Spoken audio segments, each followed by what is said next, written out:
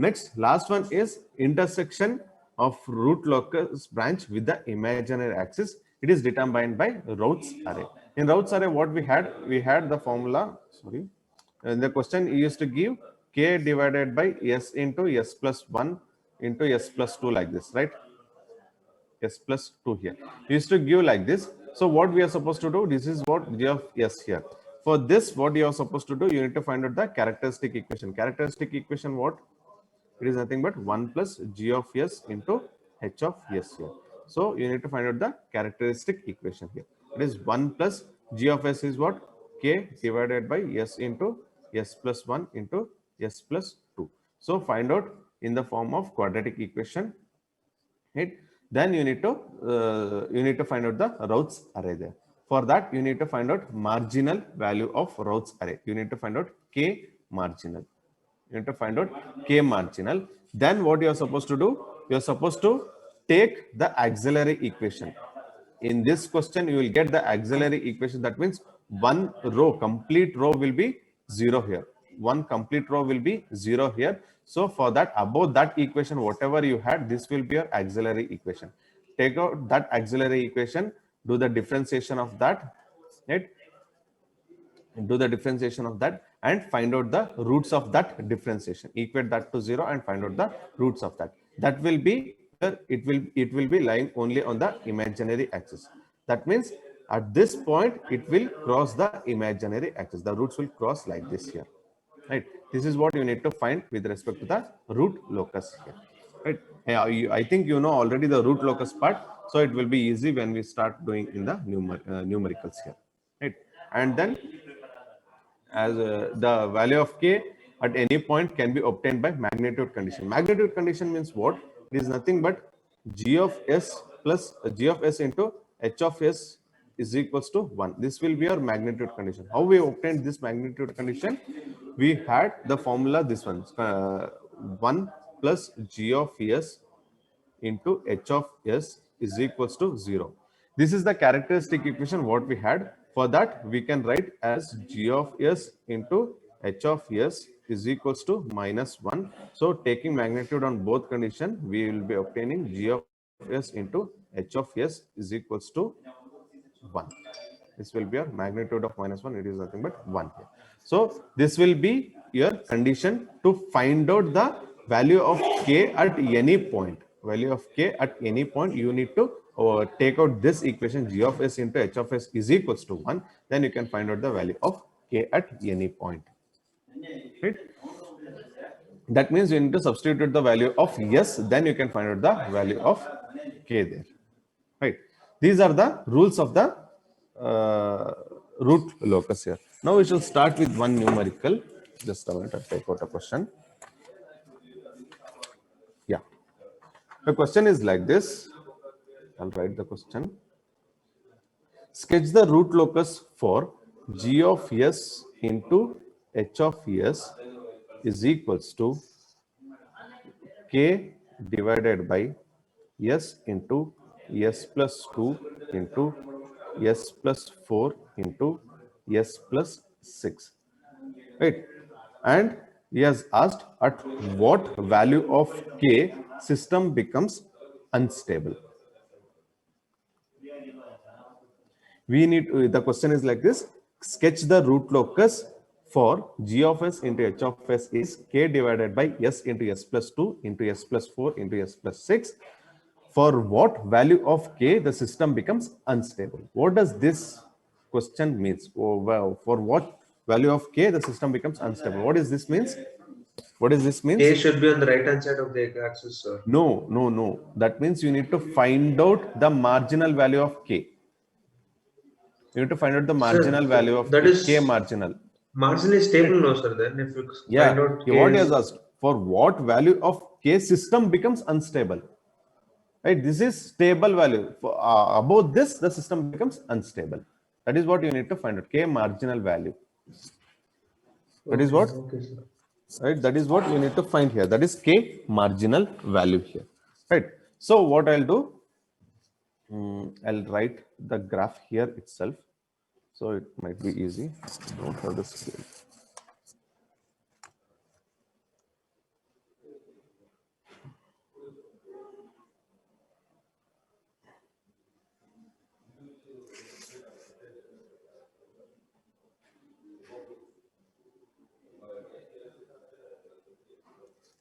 right?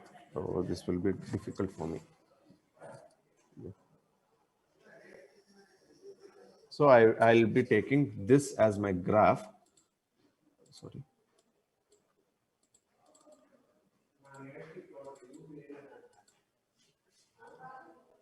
Right, this is the graph what I have taken, and we shall start with the steps.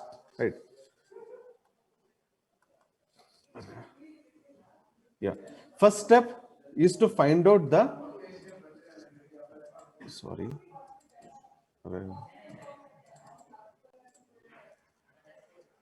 I cannot pick up the pen.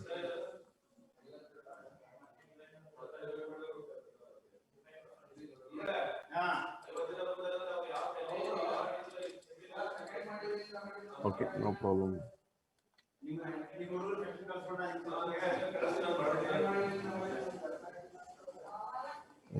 Something error is happening.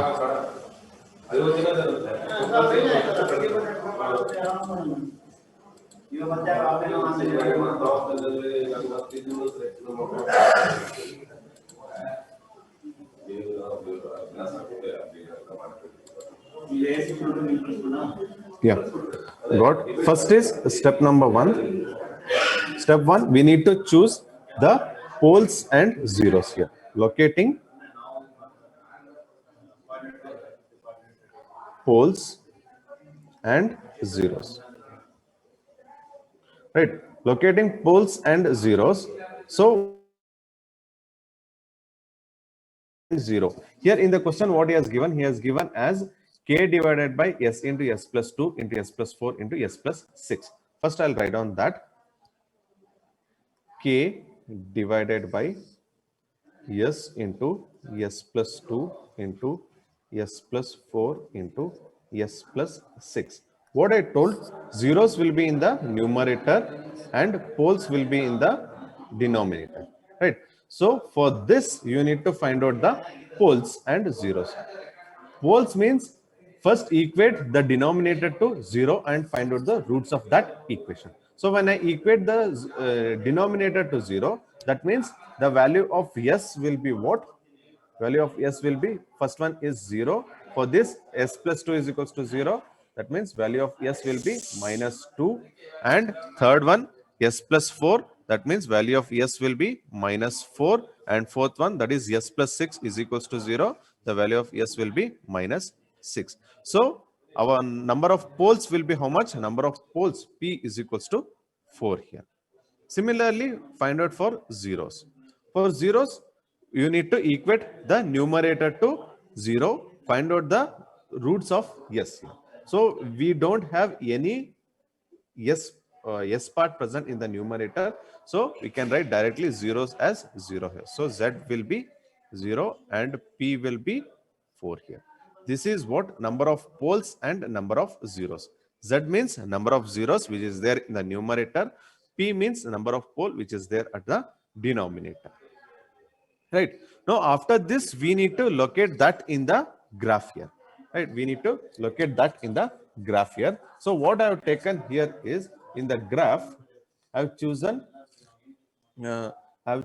here 1 unit is equals to 1 centimeter. I can choose, right? You can choose any point. 1 unit is equal to 1 centimeter, but in the graph you need this one. 1 unit is equals to 2 centimeter. You need to choose in the graph like this, but as I have a bigger graph in this one, so I can choose 1 unit is equal to as 1 unit is equal to 1 centimeter for y-axis as well as in the x-axis and x-axis. Right. For both, you can choose 1 unit is equal to 2 centimeter in your graph. So after this, what we need to do, we need to locate the poles and zeros. Poles we have 0, minus 2, minus 4 and minus 6 here. Right. So this is the real axis zeta. This is j omega here. So this is 0, this is one pole, this is second pole, 0, and then what we had 0, yeah, minus 2 we had. So I can write this as minus 2, minus 4 and minus 6 here, right? Sir, This can is, you show the yeah, bottom screen once again, sir? The see, calculation. yeah, this what we had. The poles will be 0, minus 2, minus 4, minus 6. So poles, number of poles are these many, right? So what I have done, I have chosen the number of poles here. I have marked the poles 0, minus 2, minus 4 and minus 6 here. And we don't have zeros here, so no need to mark a 0 there, right? Next is step 2 is to determine a number of branches and its direction here. Step 2 is number of branches and its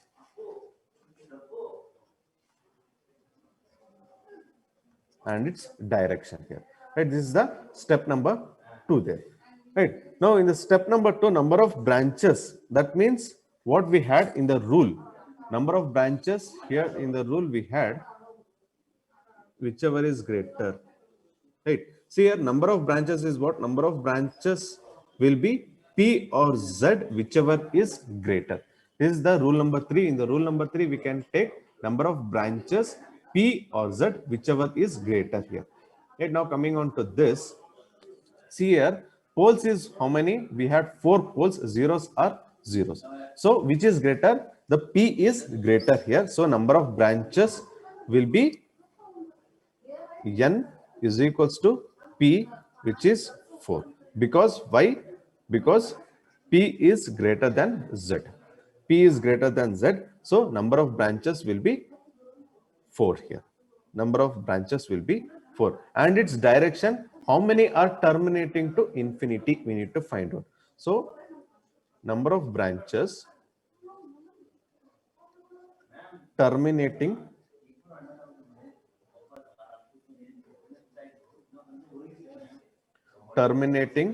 to infinity is equals to P minus Z.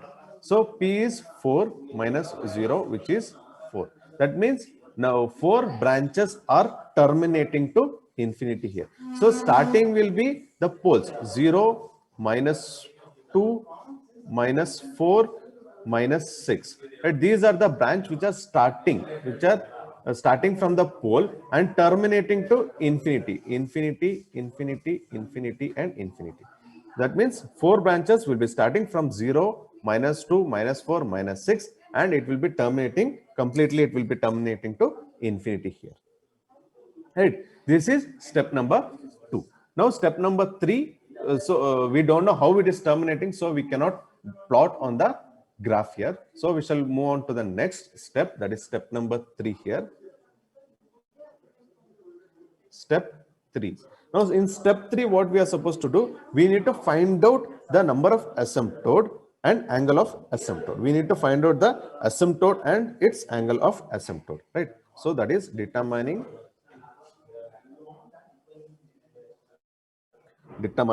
the number of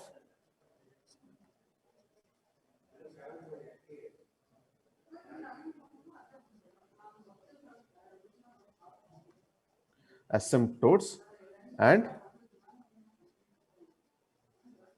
angle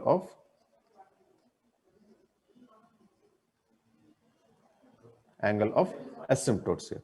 So number of asymptote is what? Asymptote is, so I'll write that one as Q. Small letter Q is nothing but number of branches approaching to infinity here. Number of branches approaching to infinity, that is P minus Z here. So number of angles is number of asymptotes will be 4 minus 0, that is 4. Okay. That is what Q will be 0, 1, 2, and 3.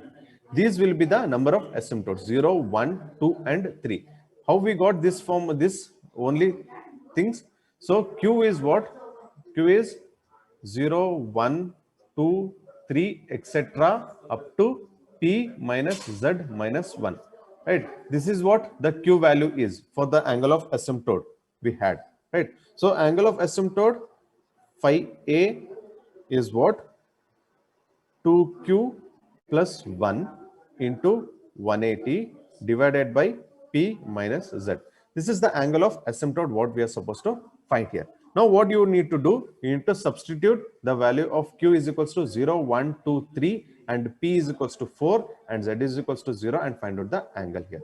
So I'll write 2q plus 1 into 180 divided by p is what? P is number of poles were 4, 4 minus 0. So substitute the value of q is equals to 0, 1, 2, 3. Now just find out the values of this thing. You will obtain phi of A. Yeah, phi of A, if we substitute 0, that is 1 into 180 divided by 4. 180 divided by 4 is 45 degree.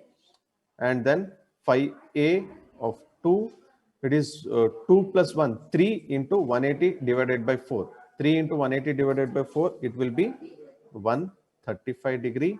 And then similarly, it will be 2 into 2, 4 plus 1, 5. 5 into 180 divided by 4, it will be phi A 3, it will be 225.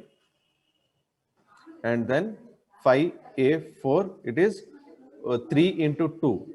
3 to the 6 plus 1, 7 into 180 divided by 4, it will be 315 degree here. 315 degree here. Now what we are supposed to do, we need to plot these angles in the graph there. But we don't know at which point we need to plot these angles, right? That is the centroid point we need to find. That is step number 4. Step 4 is to find out the centroid, right? Determining the centroid. Right, determining the centroid, which is represented by zeta here. So zeta is what? It is the summation of real parts of pole minus summation of real parts of zeros divided by pole minus 0 here. Right. This is the equation what we have given here. Right here, see, centroid is what? Centroid is summation of real parts of pole minus summation of real parts of 0 divided by p minus z here. Right. Now, summation of real parts of pole is what? Whatever the roots you have found out, whatever the roots you have found out here in this, yeah, where we had, yeah, whatever the roots you have found out, that is 0, minus 2, minus 4, minus 6. Only the real parts you need to take. In some cases, the poles will be the complex conjugate. When you have the poles in the complex conjugate, like if you have minus 1 plus j, so you need to take only the real part, not the complex conjugate here, right? So here we don't have any complex conjugate root here. So you can take directly 0, minus 2, minus 4 and minus 6 here. Right? Those are the real parts of pole here. 0, minus 1, sorry, minus 2, minus 4, minus 6 here. These are the poles, real parts of pole minus real parts of 0 we don't have, can directly take it as 0 here. Poles, number of poles is 4 minus number of zeros is 0 here. Calculate this. 6 plus 4 plus 2 divided by 4 is how much? 6 plus 4, 10, 10 plus 2 is 12, 12 divided by 4 is, it is 3, that is minus 3 will be your centroid. So centroid is what? It is minus 3. So we got the value of centroid. Now what we need to do, we need to mark the centroid. So I'll mark centroid in some other color. I'll take blue. This is the centroid point here. This is the centroid point here. That is what? That is zeta is equals to minus 3. This is the centroid here. Zeta is equals to minus 3. After writing the centroid, we need to draw the angles here. 45 degree, 135 degree, 225 degree and 315 degree here.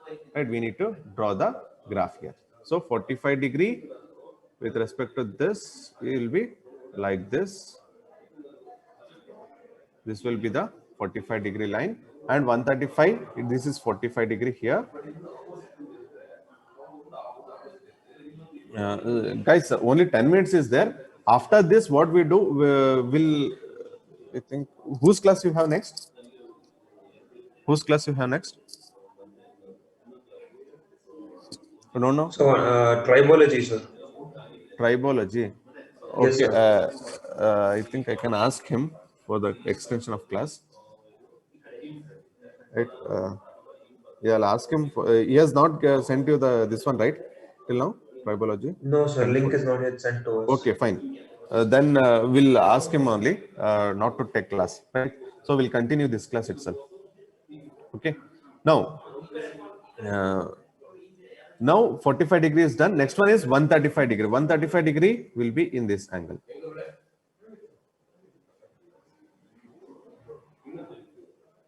This is 135 degree here. 135 degree here.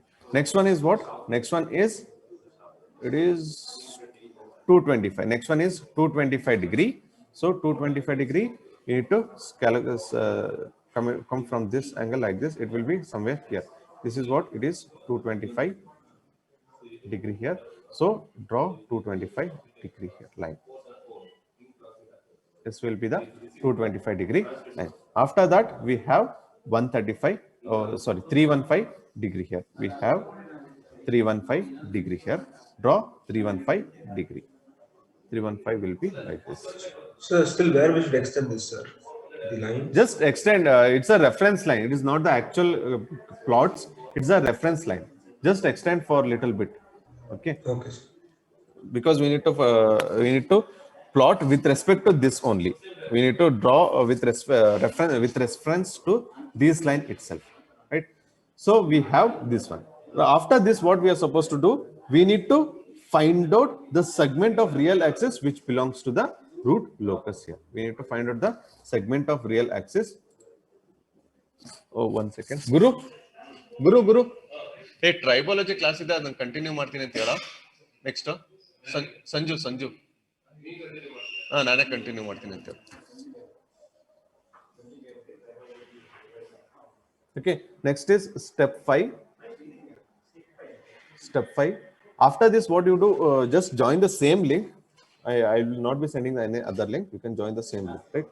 Now, Okay, sir. step 5 is to determine the segment of real axis which belongs to root locus. Determine the segment of real axis which belongs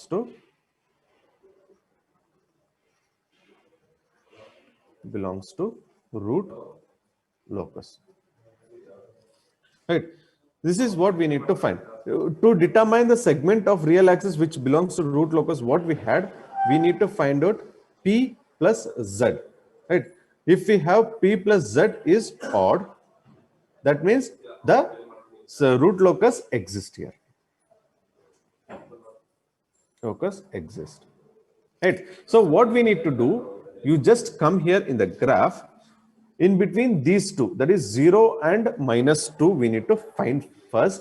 Then you need to find for in between 2 and -2 and -4, and in between -4 and -6 here. With these three segments, we need to find whether the root locus exists or not, right? First, I'll write down 0 and -2 here. 0 and -2, then -2 and -4 and -4 and -6. For these three segments, we need to find out the root locus, whether the root locus exists or not. So for this, what we are supposed to do, you just cover after 2 towards the left. After 2 towards the left, that is after -2 towards the left. So towards right, and that means from this point, somewhere here from this, check how many roots are there. That is poles plus 0. Right. For this, how many poles plus zeros are there? Only one, towards sir. right of this one? Towards right of -2. That is only one. That is 0 here. 0. So it will be what? It will be odd. Right. Number of poles plus 0. P plus Z is what? It is 1. This is odd. So root locus exists here. root locus exists here. So this is valid. Right. Next, coming on to -2 and -4. -2 and -4 in this, in between these two, -2 and -4, cover towards the left of -4 and count how many roots are there towards right. That means it is -2 and 0. -2 and 0, there are two roots. -2 and 0, there are two roots. So it is even here, right? In between, that is P plus Z is what? It is 2, it is even. So root locus does not exist. So this is not valid here. Now coming on to -4 and -6 in between these two. -4 and -6, right? So count cover towards the left of -6 and count number of poles plus 0 towards right. So when I cover this one, you will be having three roots, that is -4, -2 and 0. -4, -2 and 0. There are three roots, that is pole plus 0. P plus Z is 3 here. This is odd. So root locus exists. So this is also valid. After this, we have 6, -6 and infinity. Find out for that also. -6 and infinity here, minus infinity here. So towards that, when I cover towards the infinity point, that is towards the left of this one, how many poles plus zeros are there? -6, -4, -2 and 0. There are 4 poles plus zeros are there. There are 4 poles plus zeros are there. So this is P plus Z is equals to 4. This is even. So this is also not valid here. Only valid is this one and this one, right? Because we have odd, right? So I can write in this. I'll take that color, green color. I'll take. That means root locus is in between these two. Here the root locus exists, and here in between these two, the root locus exists here. Right, that is 0 and -2, root locus is present. -4 and -6, root locus is present here. Right. After this, we need to determine the breakaway and break-in point. We got to know the root will start here from this direction and another root in this direction. Both meet at some point. That is called the breakaway and break-in point. Breakaway and break-in.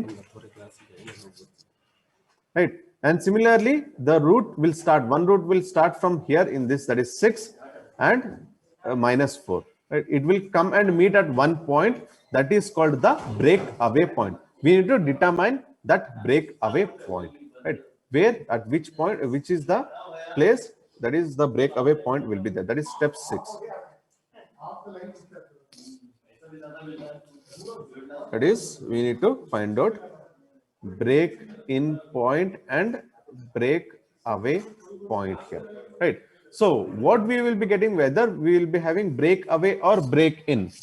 See here, we have the poles here in the real axis. We have poles in the real axis. When we have poles in the real axis, that means root will be starting here. So we will be having break away points only.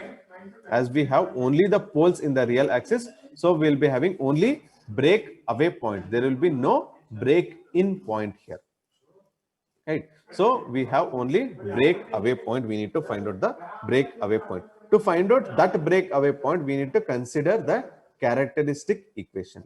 We need to consider the characteristic equation, which is given by 1 plus g of s into h of s, which is equal to 0.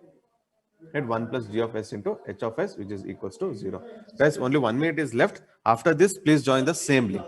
Right, please join the same link. I think this will end up now.